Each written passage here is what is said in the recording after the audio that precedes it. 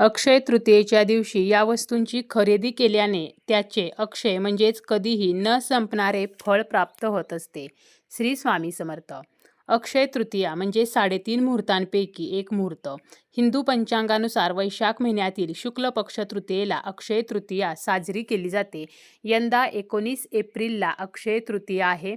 अक्षय तृतीयेच्या दिवशी जर सोन्याची खरेदी केली तर हे सोने कधीही मोडण्याची वेळ येत नाही, ते अक्षय राहते अशी मान्यता आहे. परंतु प्रत्येकाला सोन्याची खरेदी करणे शक्य नाही. सोन्याचे सध्याचे दर पाहता सर्वसामान्य व्यक्तींना सोने किंवा चांदी खरेदी करणे हे शक्य नाही. म्हणून आपण या दिवशी सोन्याहून मौल्यवान अशा काही वस्तू आहेत ज्यांची खरेदी करून त्या वस्तू आपण आपल्या घरामध्ये आणू शकतो. या वस्तू अत्यंत शुभ मानल्या जातात. कोणकोणत्या वस्तूंची आपण या दिवशी खरेदी करू शकतो याची संपूर्ण माहिती आपण आजच्या या व्हिडिओमध्ये पाहणार आहोत. व्हिडिओला सुरुवात करण्याअगोदर तुम्ही जर चॅनलवरती नवीन असाल आणि पहिल्यांदाच माझे व्हिडिओ पाहत असाल तर चॅनलला सबस्क्राईब करा. व्हिडिओ माहितीपूर्ण वाटला तर व्हिडिओला लाईक करा आणि हाईपसुद्धा नक्की करा. अक्षय तृतीयेच्या दिवशी सोन्याची आणि चांदीची खरेदी केली जाते. आपण जर या दिवशी सोने खरेदी केले तर हे सोने कधीही मोडण्याची किंवा गहाण ठेवण्याची वेळ येत नाही. त्या सोन्यामध्ये वाढच होते, ते सोने अक्षय राहते अशी मान्यता आहे. त्यामुळे शक्य असेल तर आपण या दिवशी सोन्याची खरेदी करू शकतो. त्याचप्रमाणे चांदी खरेदीसुद्धा करू शकतो. जर आपल्याला नवीन वाहन खरेदी करायचं असेल किंवा नवीन घर खरेदी करायचं असेल तर आपण या दिवशी त्याची खरेदीसुद्धा करू शकतो. नवीन वस्त्र, शस्त्रे, दागदागिने याची खरेदीसुद्धा अक्षय तृतीयेच्या दिवशी करू शकतो. परंतु यासोबतच अजून अशा काही वस्तू आहेत की ज्या आपण घरामध्ये या दिवशी आणू शकतो. त्यामध्ये पहिलं आहे ते म्हणजे श्रीयंत्र. श्रीयंत्र हे अक्षय तृतीयेच्या दिवशी खरेदी करणे हे अत्यंत शुभ आहे. या दिवशी श्रीयंत्र खरेदी करून त्याची आपण आपल्या देवघरामध्ये स्थापना करू शकतो. श्रीयंत्राची पूजा करू शकतो. श्रीयंत्र देवी लक्ष्मीचा अंश आहे. असे म्हटले जाते की जर आपल्या घरामध्ये श्रीयंत्र असेल तर माता लक्ष्मीच्या आगमनामध्ये कोणताही अडथळा येत नाही. घरात श्रीयंत्र असल्यामुळे धनसंपत्ती व सुखसमृद्धी यामध्ये वाढच होत असते. श्रीयंत्र हे त्रिपुरा शक्तीचे प्रतीक आहे. तर असे हे श्रीयंत्र आपण या दिवशी खरेदी करू शकतो. अगदी सर्वसामान्य व्यक्तीला श्रीयंत्र खरेदी करणे शक्य आहे. आपल्याकडे श्रीयंत्र नसेल तर अक्षय तृतीयेला श्रीयंत्र खरेदी करून त्याची स्थापना करायची आहे. त्यानंतर आहे ते म्हणजे गोमती चक्र. गोमती चक्र जे आहे तर ह्याला सुद्धा धार्मिकदृष्ट्या अतिशय महत्त्व आहे. ज्या घरामध्ये गोमती चक्र असते त्या घरातील सर्व समस्या दूर होतात. मुलांच्या शिक्षणामध्ये जर काही अडचणी असतील तर आपण या दिवशी 11 गोमती चक्राची खरेदी करून ही गोमती चक्र जी आहेत तर त्यांची पूजा करून लाल कापडामध्ये बांधून मुलांच्या अभ्यासाच्या खोलीमध्ये ठेवू शकतो. यामुळे आपल्या मुलांची शिक्षणामध्ये प्रगती होते, त्यांची स्मरणशक्ती सुधारते. यानंतर आहेत त्या म्हणजे कवड्या. पौराणिक कथेनुसार समुद्र मंथनाच्या वेळेला माता लक्ष्मीसोबत कवडीसुद्धा निघाली होती आणि कवडी ही माता लक्ष्मीला अत्यंत प्रिय आहे.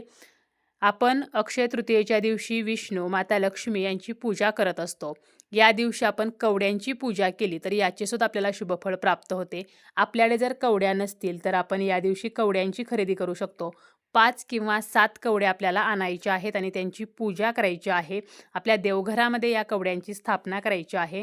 कवड्या हे आपल्याला पिवळ्या ज्या कवड्या आहेत तर त्या आणायच्या आहेत. आता पिवळ्या कवड्या जर मिळाल्या नाहीत तर आपण पांढऱ्या कवड्यासुद्धा आणू शकतो आणि हळदीच्या साह्याने त्या पिवळ्या करून त्यांची पूजा करू शकतो.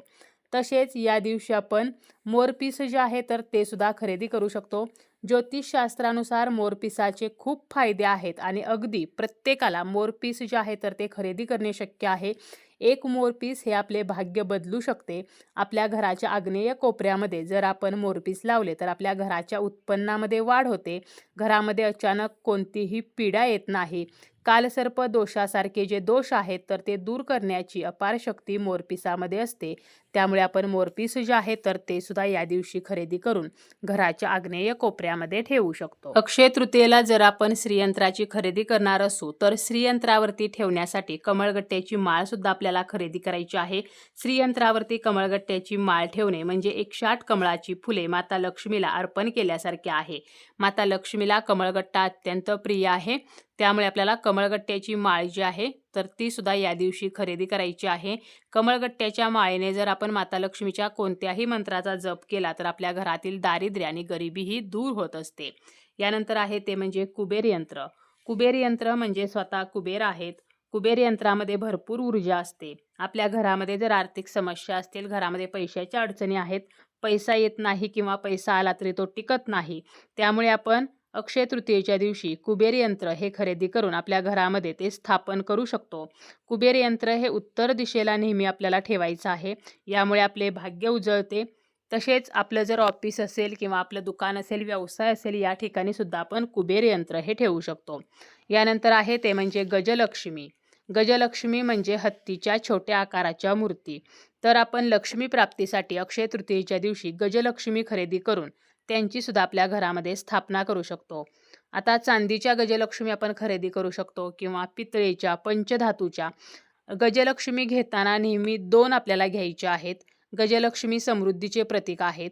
छोट्या आकाराच्या आणि ज्या गजलक्ष्मीच्या मूर्तीवरती वस्त्र आहे, त्यांची सोंड जी आहे तर ती वर आहे, त्यांचे पाय पुढे मागे आहेत, तर अशा गजलक्ष्मी आपल्याला खरेदी करून त्यांची स्थापना करायची आहे. तसेच आपल्याकडे जर अजूनही दक्षिणावर्ती शंख नसेल तर आपण तो सुद्धा या दिवशी खरेदी करू शकतो.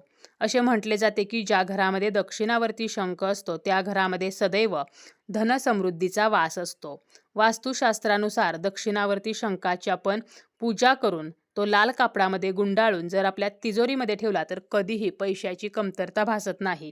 तर अशा प्रकारे आपण दक्षिणावर्ती शंख आपल्या तिजोरीमध्ये सुद्धा ठेवू शकतो किंवा आपल्या देवघरामध्ये ठेवून त्याची दररोज पूजा करू शकतो. यानंतर आहे ते म्हणजे कासव. प्रत्येक आपण मंदिराच्या बाहेर पाहतो की कासव असते. तर असे हे जे कासव आहे तर ते आपण आपल्या घरामध्ये सुद्धा ठेवू शकतो. कासवाला रक्षक मानलेले आहे. धातूचे कासव हे संपत्तीचे प्रतीक आहे. कासवाच्या पोटावरती अंक असतील तर आपण एका प्लेटमध्ये तांदूळ ठेवून त्यावरती ह्या कासवाची स्थापना करायची आहे. कासव देवाकडे तोंड करून ठेवायचं आहे आणि जर पोटावरती अंक नसतील तर असे कासव जे आहे तर ते पाण्यामध्ये आपल्याला ठेवायचे असते. तर आपण कासव जे आहे तर ते सुद्धा या दिवशी खरेदी करू शकतो. आपल्या देवघरामध्ये अजूनही घंटी नसेल तर आपण या दिवशी घंटी जी आहे तर ती सुद्धा खरेदी करू शकतो. आपल्याला जर काहीच शक्य झालं नाही तर या दिवशी आपल्याला मुठभर धन्याची खरेदी करायची आहे किंवा आपण मुठभर तांदूळ जे आहेत तर ते खरेदी करून घरी आणू शकतो. या दिवशी आपण मुठभर धने खरेदी करून एका वाटीमध्ये माता लक्ष्मीसमोर ठेवून त्याला हळदी कुंकू अक्षता फुल अर्पण करून या धन्याची पूजा जरी केली तरी सुद्धा आपल्या जीवनातील ज्या आर्थिक समस्या आहेत तर त्या नष्ट होतात.